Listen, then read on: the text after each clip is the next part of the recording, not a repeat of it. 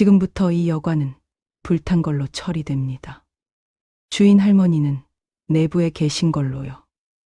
휙 문틈으로 가스 새는 소리가 들립니다. 딸깍 라이터 불꽃이 튀는 소리. 그리고 조용한 목소리 하나. 누가 내 등불을 꺼? 오늘은 내가 널 잡는다. 새벽 3시 동해안 작은 바닷가 마을. 파도 소리만 들리는 깊은 밤입니다. 낡은 간판 하나가 바람에 삐걱거립니다. 등불여관. 72년을 이곳에서 산 연옥 할머니의 여관입니다. 여관 뒤편에서 인기척이 들립니다. 검은 옷을 입은 여자가 프로판 가스통 밸브를 천천히 돌립니다. 쉭 가스가 새어나오는 소리. 여자가 스파크용 타이머를 만지작거립니다. 새벽 5시 20분으로 맞춰져 있습니다. 여자의 목소리가 작게 울립니다. 오늘 새벽 누전 사고로 처리됩니다.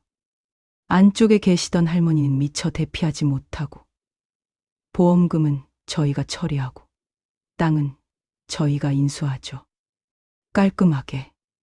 여자 박나라 33 가짜 자선재단의 현장 실행 총괄입니다. 지난 2년간 이런 식으로 처리한 노인이 7명. 모두 사고사로 종결됐습니다. 라라가 돌아서려는 순간 어둠 속에서 작은 불빛 하나가 켜집니다. 휴대폰 카메라 불빛입니다. 찰칵 셔터 소리. 라라가 돌아봅니다. 누구야? 어둠 속에서 젊은 여자가 나타납니다. 24 은채입니다. 배낭을 맨 관광객처럼 보이지만 그녀의 눈빛은 날카롭습니다. 촬영 잘 됐어요. 얼굴까지 선명하게요. 라라가 은채에게 다가갑니다. 위협적으로. 너 지금 뭘 찍은 거야? 은채가 뒤로 물러서며 소리칩니다. 할머니, 지금 당장 나오세요. 이 여관 오늘 밤 불탈 계획이에요. 여관 안에서 불이 켜집니다. 연옥 할머니가 문을 열고 나옵니다. 72이지만 허리는 꼿꼿합니다. 손에는 낡은 랜턴을 들고 있습니다. 무슨 일이냐? 은채가 라라를 가리킵니다. 저 사람 지금 가스밸브 열고 타이머 조작했어요. 할머니 죽이려고요. 라라가 비웃듯 웃습니다. 미친 소리 하지 마. 나는 재단에서 온 안전점검 요원이야. 가스 누출 의심돼서 확인하러 온 거고. 은채가 핸드폰을 흔듭니다. 다 찍혔어요. 밸브 여는 거, 타이머 만지는 거 전부 영상에 있어요. 라라의 얼굴이 일그러집니다. 그녀가 주머니에서 무언가를 꺼냅니다. 작은 칼입니다. 그 휴대폰 내놔. 연옥 할머니가 앞으로 나섭니다. 랜턴을 높이 들어 올립니다. 내 여관에서 칼을 꺼내? 넌 오늘 여기서 못 나간다. 라라가 칼을 휘두르려는 순간 멀리서 경찰차 사이렌 소리가 들립니다. 은채가 이미 신고한 것입니다. 라라는 혀를 차고 어둠 속으로 도망칩니다. 연옥 할머니가 은채를 봅니다. 넌 누구냐?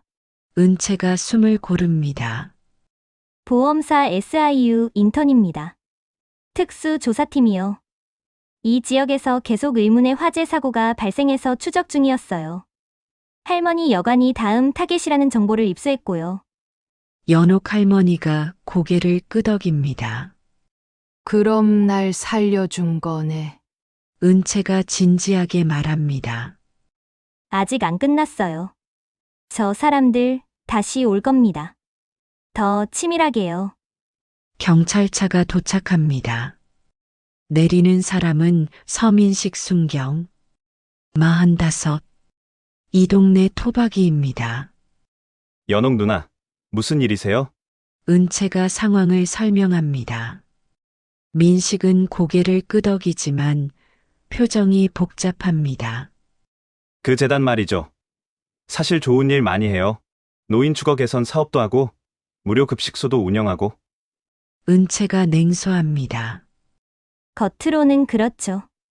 하지만 이 재단 주변에서만 2년 동안 의문사 7건입니다. 모두 노인, 모두 부동산 소유자, 모두 사고사로 처리됐어요.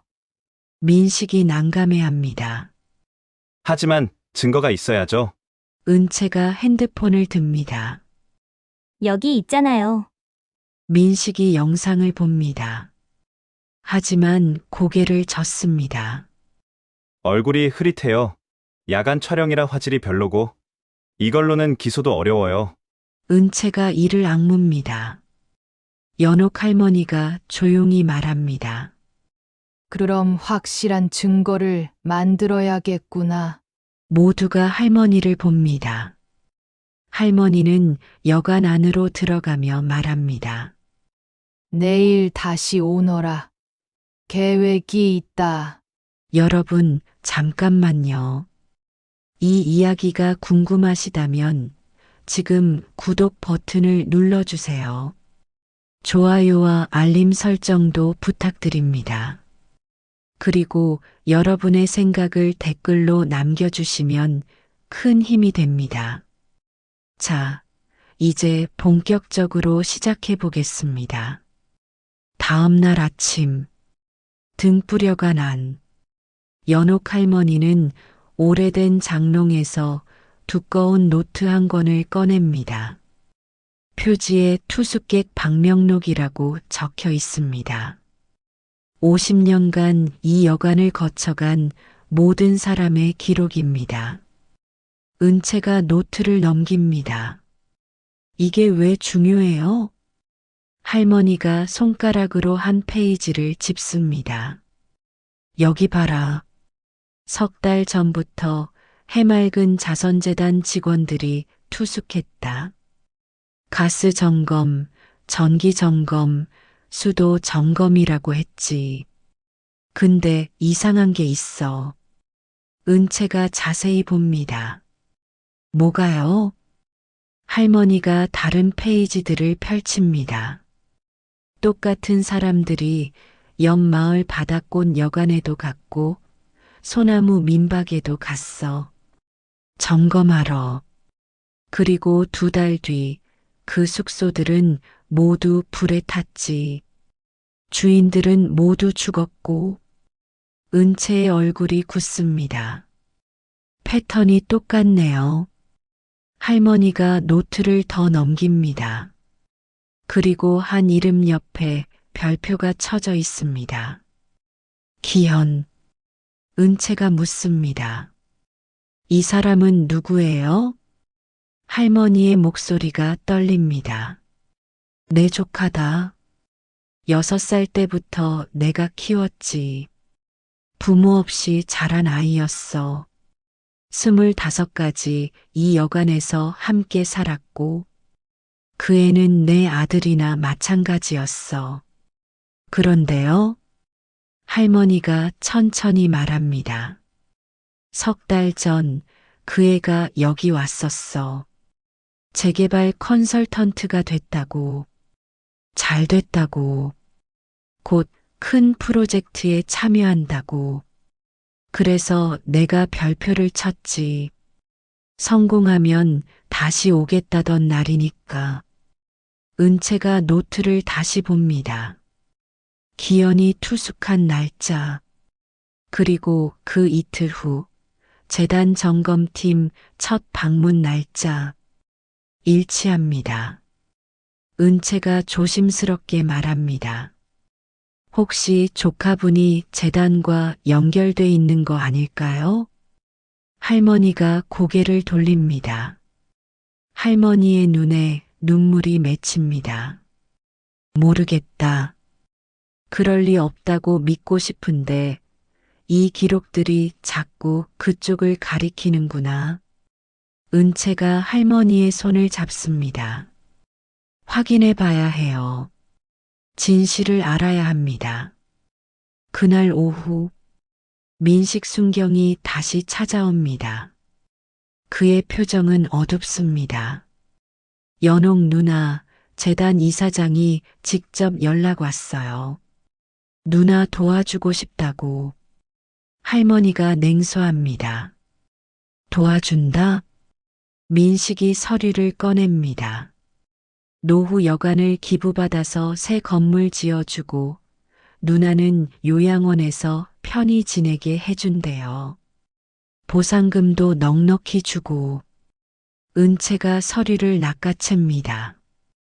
이거 사기예요. 여관 소유권을 넘기면 할머니는 한 푼도 못 받고 쫓겨나는 거라고요. 민식이 난감해합니다. 하지만 법적으로는 문제없는 계약서예요. 은채가 소리칩니다. 문제없긴요.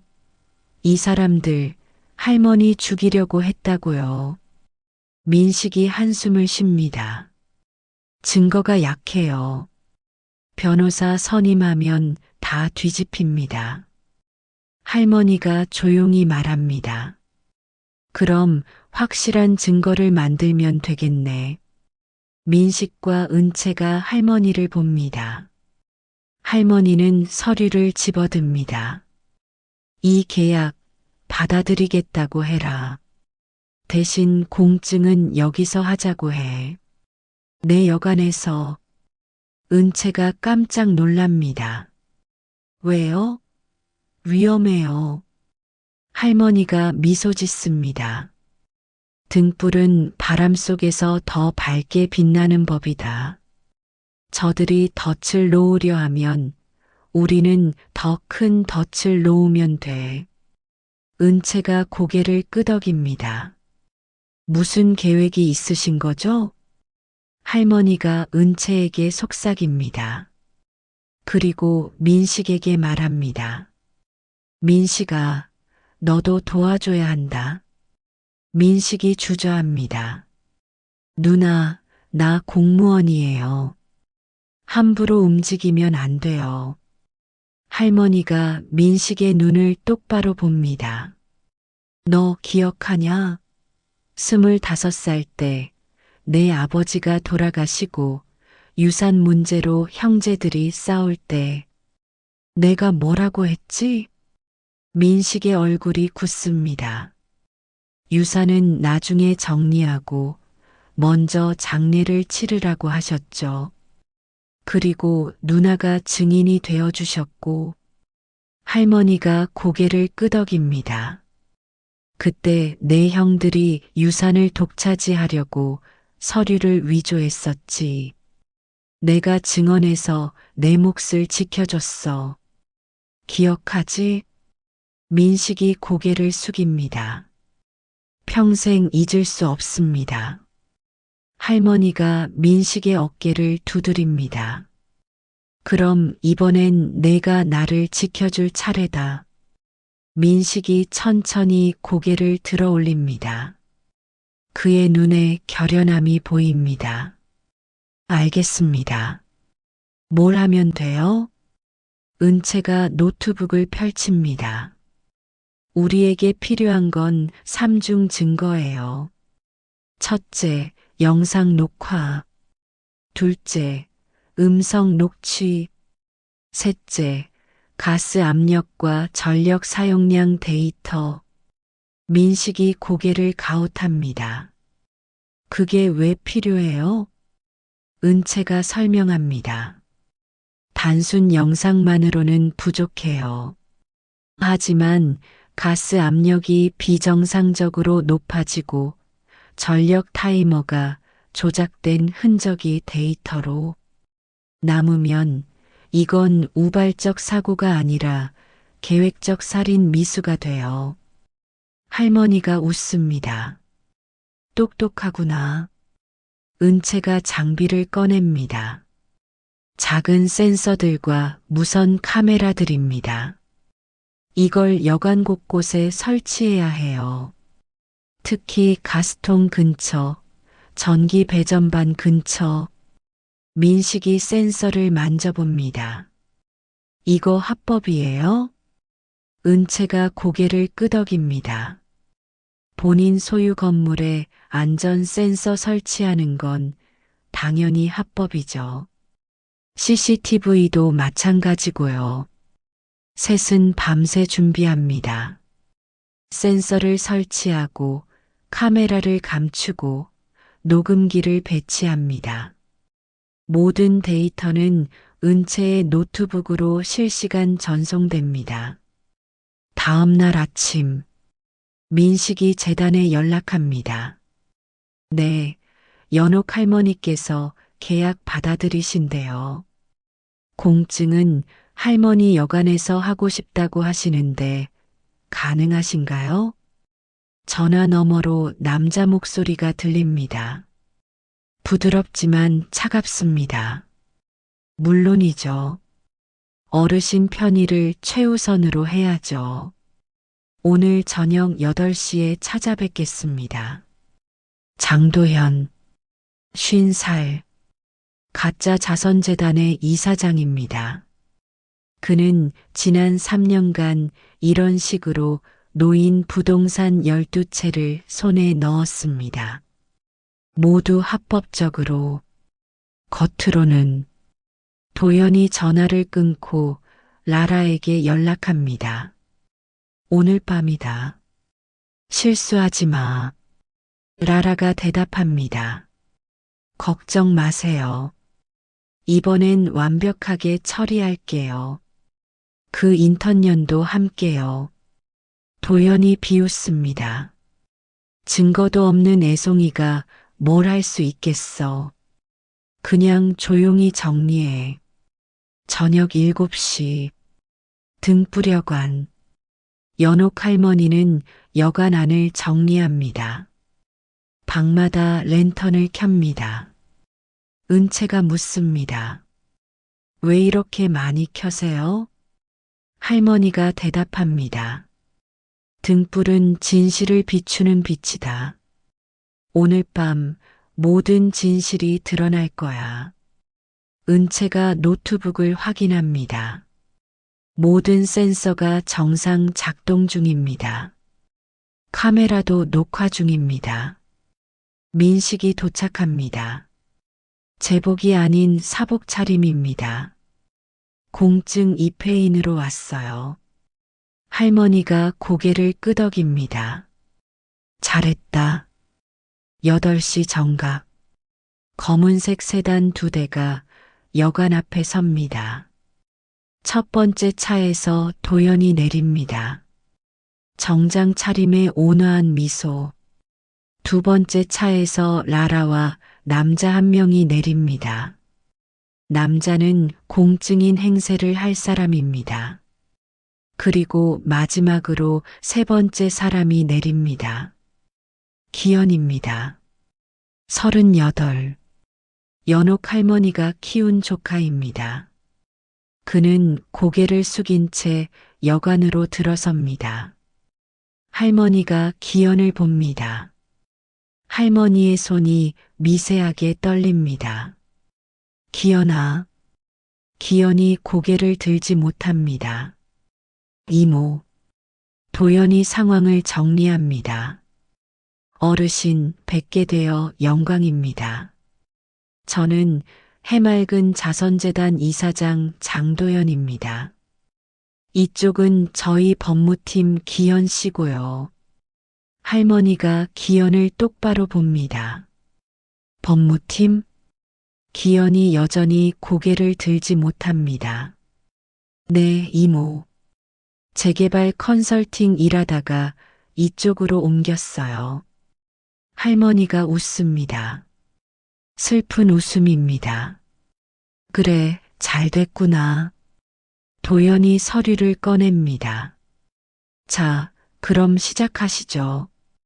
여기 서명만 하시면 모든 게 깔끔하게 정리됩니다. 어르신은 좋은 요양원에서 편히 지내시고 이 낡은 여관은 저희가 철거해서 새 건물을 짓겠습니다. 은채가 나섭니다. 잠깐만요. 계약서 좀 다시 확인하겠습니다. 라라가 은채를 노려봅니다. 누구세요? 은채가 명함을 내밉니다. 보험사 SIU 팀 소속입니다. 할머니 대리인으로 왔어요. 도연의 미소가 살짝 굳습니다. 보험사요? 은채가 서류를 넘깁니다. 이 조항 이상하네요. 소유권 이전 즉시 모든 권리 포기라니. 할머니는 땅값도 못 받으시는 거예요? 도연이 부드럽게 설명합니다. 아닙니다. 요양원 입소 비용과 생활비를 저희가 모두 부담하는 조건입니다. 계산하면 훨씬 이득이죠. 은채가 냉소합니다. 할머니가 돌아가시면 어떻게 되는데요? 도연이 잠시 멈칫합니다. 그건 자연스러운 수명이시면. 은채가 끼어듭니다. 사고로 돌아가시면요? 실내 공기가 차갑게 식습니다. 라라가 위협적으로 다가섭니다. 무슨 소리를 하는 거야? 은채가 물러서지 않습니다. 이 재단 주변에서만 2년 동안 노인 사망사고 7건, 모두 부동산 소유자, 모두 계약 직후. 너무 우연 아닌가요?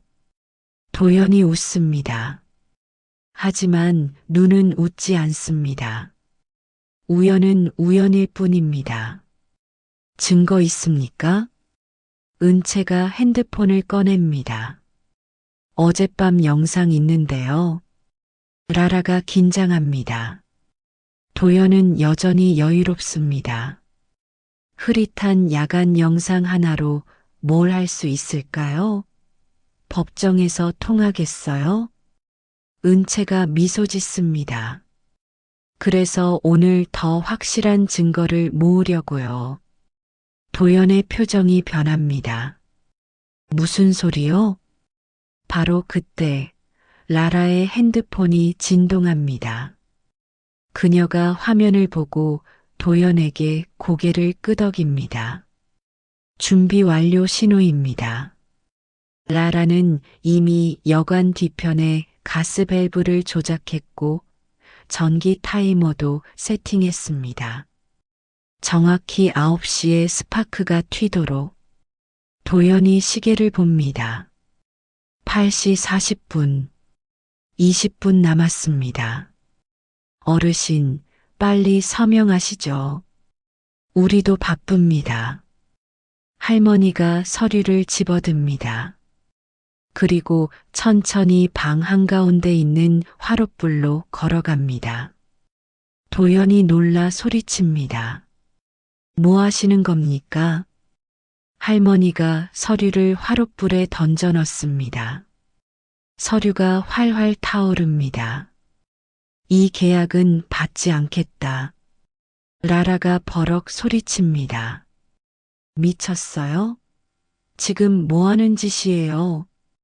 할머니가 조용히 말합니다. 가짜 계약서는 불에나 태워야지. 도연이 얼굴이 일그러집니다. 이제 가면이 벗겨집니다. 이 늙은이가 감히 우리를 갖고 놀아? 라라가 주머니에서 라이터를 꺼냅니다. 이사님, 이제 그냥 처리하죠. 어차피 준비 다 됐어요. 은채가 소리칩니다. 민식 씨, 민식이 호루라기를 붑니다. 삑. 동시에 여관 밖에서 경찰차 불빛이 켜집니다. 도연이 당황합니다. 뭐야, 이거? 할머니가 말합니다. 덫이다. 너희가 놓으려던 덫을 내가 먼저 놓았지. 은채가 노트북을 펼칩니다. 화면에는 실시간 가스 압력 그래프와 전력 사용량 데이터가 떠 있습니다. 여기 보세요. 오후 7시 30분 가스 압력이 비정상적으로 상승했어요. 누가 밸브를 열었다는 증거죠. 그리고 전기 타이머 정확히 9시로 세팅돼 있어요. 라라가 소리칩니다. 그게 뭐가 증거야? 우연일 수도 있잖아. 은채가 다른 화면을 띄웁니다. CCTV 영상입니다. 라라가 여관 뒤편에서 밸브를 돌리는 모습. 이번엔 선명합니다. 대낮이니까요. 오늘 오후 7시 30분 영상이에요. 얼굴까지 선명하게 나왔네요. 라라의 얼굴이 새하얗게 질립니다. 도연이 기현을 봅니다. 기현 씨, 뭐하고 있어? 처리해. 기현이 고개를 들지 못합니다. 할머니가 기현에게 다가갑니다. 기현아, 넌 어디까지 알고 있었니? 기현이 떨리는 목소리로 대답합니다. 이모, 저는 그냥 법무 서류만 작성했어요. 이런 일이 벌어질 줄은 몰랐어요. 할머니가 조용히 묻습니다. 정말? 기현이 말문이 막힙니다. 은채가 또 다른 서류를 꺼냅니다. 기현 씨가 작성한 계약서 초안이에요. 여기 특수 조항 봤죠? 사고 발생 시 보험금 수령인은 재단으로 자동 변경된다. 이게 뭔데요? 기현이 변명합니다. 그건 표준 양식이에요. 은채가 차갑게 말합니다. 표준 양식이 사고 발생 시라는 전제를 깔아요? 사고가 날 걸 알고 있었다는 거잖아요. 기현이 무릎을 꿇습니다. 이모, 미안해요. 정말 미안해요. 저는 그냥 돈이 필요했어요. 빚이 너무 많았어요. 이 사람들이 빚을 갚아준다고 했어요. 그래서 할머니가 기현의 머리를 쓰다듬습니다. 눈물이 흐릅니다. 내가 너를 잘못 키웠구나. 기현이 울먹입니다. 이모, 죄송해요. 이모를 죽이려던 건 아니었어요. 그냥 이사만 가시면 되는 줄 알았어요. 할머니가 고개를 젓습니다. 내가 서명한 그 서류들이 날 죽음으로 몰고 갔단다. 내가 직접 손을 쓰지 않아도 내 서명이 나를 죽인 거야. 도연이 이 상황을 벗어나려 합니다. 이건 오해예요. 우리는 합법적으로. 은채가 끼어듭니다. 합법적으로 7명을 죽였다고요? 도연이 버럭 소리칩니다. 증거 있어. 할머니가 방명록을 펼칩니다. 여기 있다. 너희 직원들이 투숙한 기록, 점검했다는 기록, 그리고 이달 뒤 화재 발생한 장소들. 패턴이 똑같이. 도연이 비웃습니다. 그게 무슨 증거야? 그냥 일기장이잖아. 민식이 나섭니다. 하지만 다른 피해자, 가족들 증언과 일치해요. 지금 시청에서 전수조사 중이고요. 도연의 얼굴이 일그러집니다. 이 개자식들이 감히 나를. 라라가 라이터를 켭니다. 이사님, 그냥 여기다 태워버려요. 그녀가 라이터를 바닥에 던지려는 순간 민식이 재빨리 달려들어 라라의 팔을 붙잡습니다. 라이터가 바닥에 떨어지지만 불은 붙지 않습니다. 왜냐하면 은채가 이미 가스밸브를 다시 잠갔기 때문입니다. 라라가 미친 듯이 소리칩니다. 왜 안 돼? 왜 불이 안 붙어? 은채가 대답합니다. 당신들이 준비한 덫을 우리가 미리 해체했으니까요. 밖에서 경찰들이 들어옵니다. 형사 2명입니다. 장도현, 박나라, 긴급 체포합니다. 살인 미수 및 사기 혐의로. 도연이 저항합니다. 말도 안 돼. 증거가 뭐가 있어? 형사가 노트북을 보여줍니다. 영상, 음성, 센서 데이터, 계약서, 증인 진술. 충분합니다. 라라가 울부짖습니다. 기현이 시킨 거예요. 기현이 전부 계획했어요. 기현이 고개를 든다. 뭐?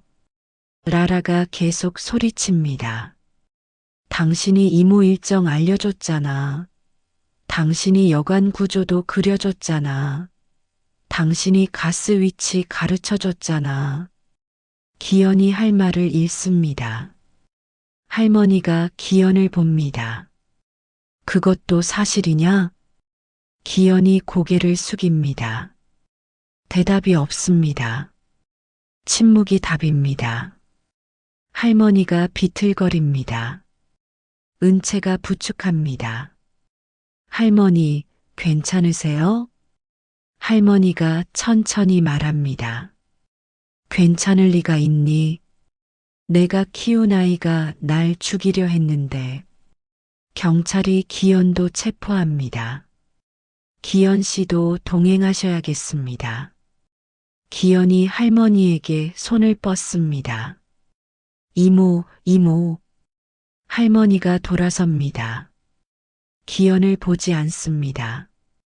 경찰들이 3명을 모두 끌고 나갑니다. 여관에는 할머니와 은채, 민식만 남습니다. 민식이 한숨을 쉽니다. 이제 끝났네요. 은채가 고개를 끄덕입니다. 재단 자산 동결 들어갔고 다른 피해자들도 조사 시작했어요. 이제 진실이 밝혀질 거예요. 할머니가 창밖을 봅니다. 파도 소리가 들립니다. 민식이 조심스럽게 묻습니다. 누나, 기현이는 어떻게 하실 거예요? 할머니가 대답하지 않습니다. 그저 랜턴을 하나 더 켭니다. 일주일 후 법원. 도현과 라라는 살인 미수, 사기, 공문서 위조로 각각 15년형을 선고받습니다. 기현은 방조 및 문서 작성 가담으로 7년형입니다. 할머니는 방청석에 없습니다. 한 달 후 등불여관. 할머니는 여관을 다시 정리하고 있습니다. 새 손님들이 조금씩 찾아옵니다. 은채의 보험사가 안전한 숙소로 홍보했기 때문입니다. 민식이 들어옵니다.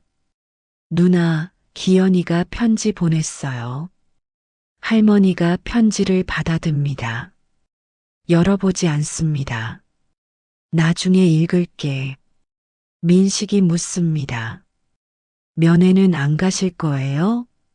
할머니가 고개를 젓습니다. 아직은 못 가겠다. 은채가 들어옵니다. 그녀는 이제 SIU 정규직이 되었습니다. 할머니, 좋은 소식이에요. 재단 피해자 7가족 모두 재산 돌려받았어요. 할머니가 미소 짓습니다. 잘 됐구나. 은채가 할머니 손을 잡습니다. 할머니 덕분이에요. 할머니가 용기 내지 않았으면 아무도 진실을 몰랐을 거예요. 할머니가 창밖을 봅니다. 용기가 아니라 등불이었단다. 은채가 묻습니다. 등불이요? 할머니가 여관 곳곳에 켜진 랜턴들을 봅니다. 등불은 바람에 꺼지지 않아. 바람이 세게 불면 등불은 오히려 더 밝아지지. 나를 꺼트리려는 사람들이 있었지만 그들 때문에 내 불은 더 환해졌어. 3개월 후 할머니는 교도소로 갑니다. 처음으로 기현을 면회 갑니다. 면회실. 유리창 너머로 기현이 앉아 있습니다. 머리를 짧게 깎았습니다. 눈은 퀭하고 얼굴은 여인 상태입니다. 할머니가 전화기를 듭니다. 기현도 전화기를 듭니다. 이모, 기현아. 침묵이 흐릅니다. 긴 침묵입니다. 기현이 먼저 말을 깹니다. 이모, 저는 변명하지 않을게요. 제가 한 짓은 용서받을 수 없는 일이에요. 이모를 배신했고 이모를 죽일 뻔했어요. 할머니가 듣고 있습니다. 기현이 계속합니다. 저는 매일 밤 악몽을 꿔요. 이모가 불 속에서 저를 부르는 꿈. 그리고 제가 돌아서는 꿈. 일어나면 식은 땀으로 흥건해요. 할머니가 조용히 말합니다. 그 악몽이 내 벌이다. 기현이 고개를 끄덕입니다. 알아요. 형기보다 이 죄책감이 더 무거워요. 할머니가 유리창에 손을 댑니다. 기현아, 나는 너를 미워했다. 정말 많이 미워했어. 기현이 눈물을 흘립니다. 당연하죠. 할머니가 계속합니다. 근데 미움이 나를 태우더구나. 밤마다 잠을 못 잤어. 내 얼굴이 자꾸 떠올랐지. 6살 때 내 얼굴, 10살 때 내 얼굴, 20살 때 내 얼굴. 그리고 법정에서 울던 내 얼굴. 기현이 소리내어 웁니다. 할머니가 미소 짓습니다. 슬픈 미소입니다. 그래서 결정했다. 나는 너를 놓아주기로. 기현이 고개를 듭니다. 뭐라고요? 할머니가 또렷하게 말합니다. 내가 너를 놓아준다. 내 죄는 법이 다르고 널 향한 내 미움은 내가 다룬다. 오늘부터 나는 미움을 놓는다. 기현이 고개를 젓습니다. 이모, 저는 용서받을 자격이 없어요. 할머니가 말합니다. 용서는 내 자격을 위한 게 아니다. 내 평화를 위한 거야. 나는 미움을 짊어지고 살기엔 너무 늙었어. 그래서 놓는다. 기현이 울부짖습니다. 이모. 할머니가 일어섭니다. 7년 뒤 내가 나오면 여관으로 와라. 그때 우리는 다시 얘기할 수 있을 거다. 기현이 묻습니다. 정말요? 할머니가 고개를 끄덕입니다. 나는 너를 버리지 않는다. 하지만 내 죄는 내가 치러야 해. 시간을 견뎌내라. 그리고 다시 사람이 돼서 나와라. 할머니가 전화기를 내려놓습니다. 기현은 유리창에 이마를 댄 채 웁니다. 할머니가 면회실을 나옵니다. 밖에서 은채가 기다리고 있습니다. 할머니, 괜찮으세요? 할머니가 깊게 숨을 쉽니다. 이제 괜찮아. 짐을 하나 내려놨으니까. 은채가 할머니 팔짱을 낍니다. 멋있어요, 할머니. 둘은 함께 걸어갑니다. 햇빛이 따스합니다.